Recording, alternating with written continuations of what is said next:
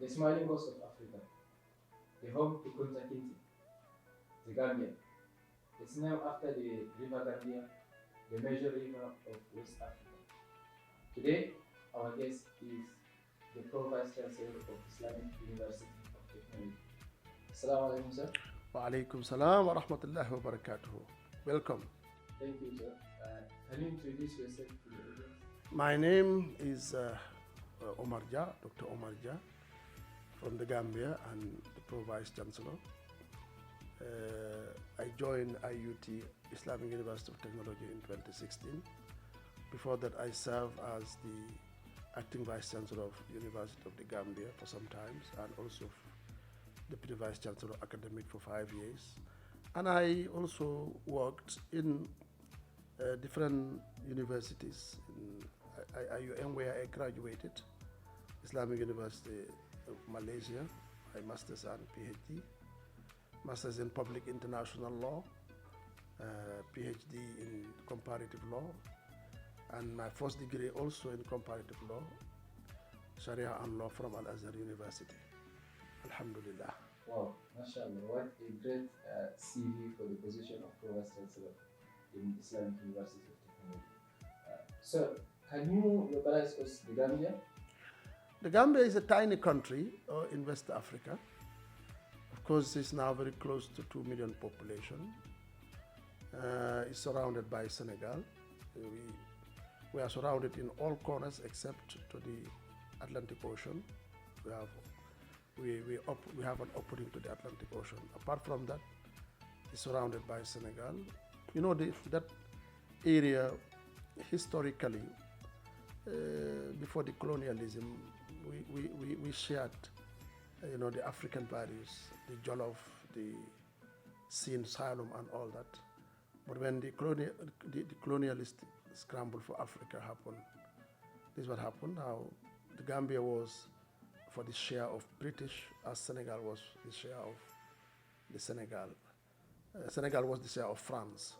But then we are surrounded, definitely geographically, by Senegal, except through the Atlantic Ocean in the west. What are the different ethnic groups of the Gambia? In the Gambia, we have the main ethnic groups. We can say Fulani, Mandinka, Wolof, Sarankole, Serer. And then we have also Jolas, we have the Manjagos. These are the four main, for example, dialects in the Gambia. Of course, the majority now is either Mandinka or Fulani. Yes, it's either Mandinka or Fulani. In the past, it was Mandinka, but it seems now the Fulanis are also getting last statistics. With this multitude of traditional traditions and cultures in the Gambia, what are the various traditional food of the Gambia? Traditional food. It's very difficult to single out a Gambian food.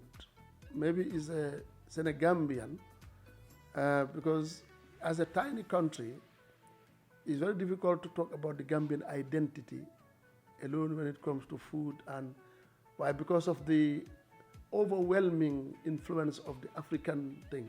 Anyway, but in the Gambia, I think there is a food that maybe even Senegalese, we call it palasas.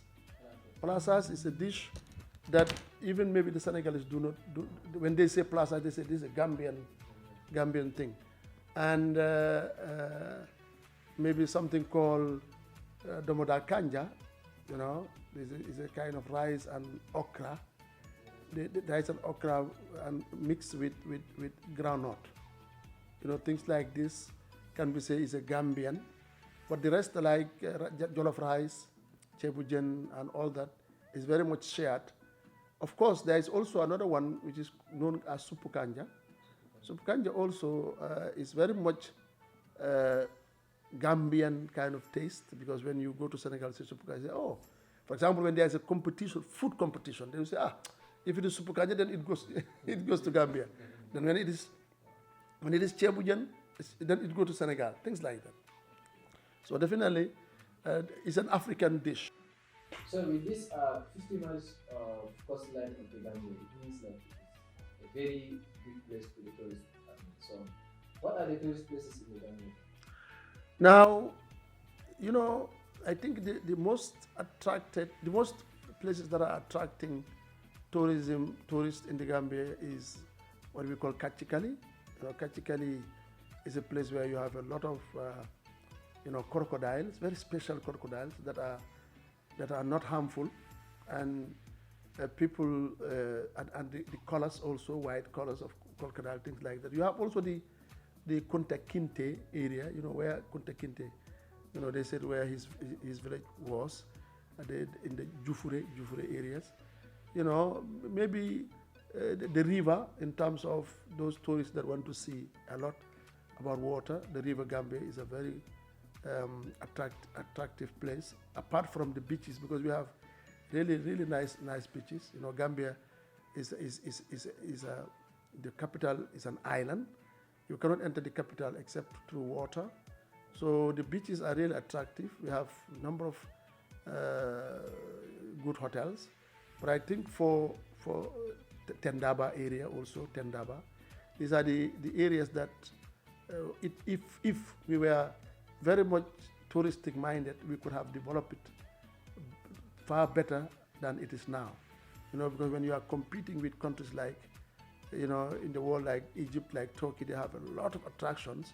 So if then you have to invest a lot on tourism to really, but even with that, we have a lot of tourists coming, especially from the Scandinavian countries.